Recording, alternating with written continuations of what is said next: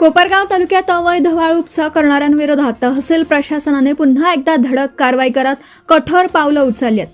आज दिनांक 28 मार्च रोजी हिंगणी व कुंभारी शिवारातील नदीपात्रात फरंडीच्या साहाय्याने विनापरवाना अवैध वाळू उपसा सुरू असल्याच्या तक्रारी तहसीलदारांकडे प्राप्त झाल्या होत्या।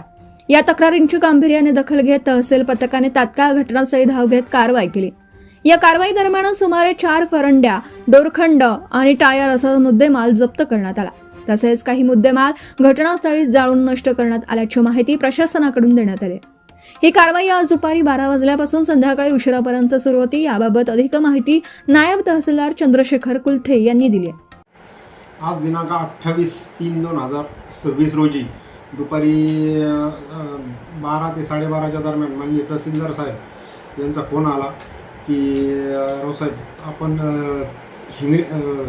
मायगाव देशमुख कुंभारी येथे अनधिकृत गौण खनिज उत्खनन होत असल्याबाबत तक्रारी येत आहेत, तरी आपण आपलं पथक तयार करून त्या भागात व्हिजिट करावी आणि तिथं कारवाई करावी।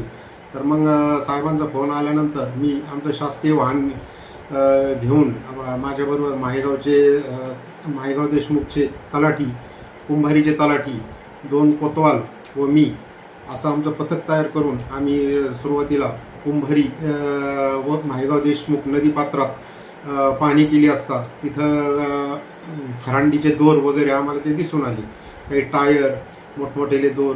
मग ते आम्ही फरांडीचे काही दोर कापले, त्याच्यानंतर त्यातून मोठेले दोर आणि एक 8-10 टायर, मोठेले दोर 8-10 टायर हे जप्त करून तिथं ते जाळून टाकण्यात आले, जाळले आणि फरांडी काही जप्त केल्यात।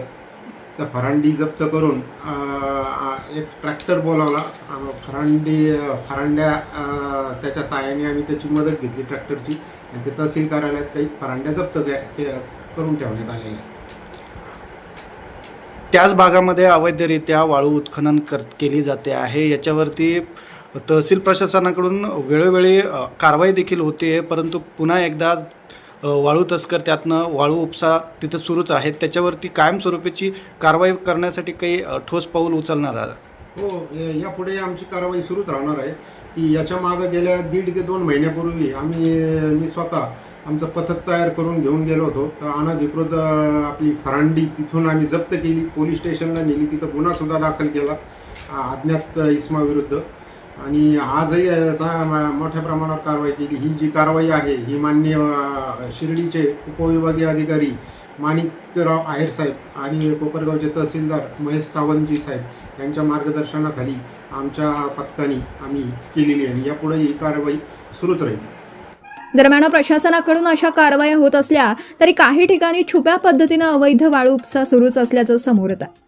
त्यामुळे अवैधरित्या वाळू उपसा करणाऱ्यांवर अधिक कठोर कारवाई करण्यात यावी अशी मागणी सर्वसामान्य नागरिकांकडून होती आहे। सम्राट न्यूजसाठी संपादक अजय विघे, कोपरगाव।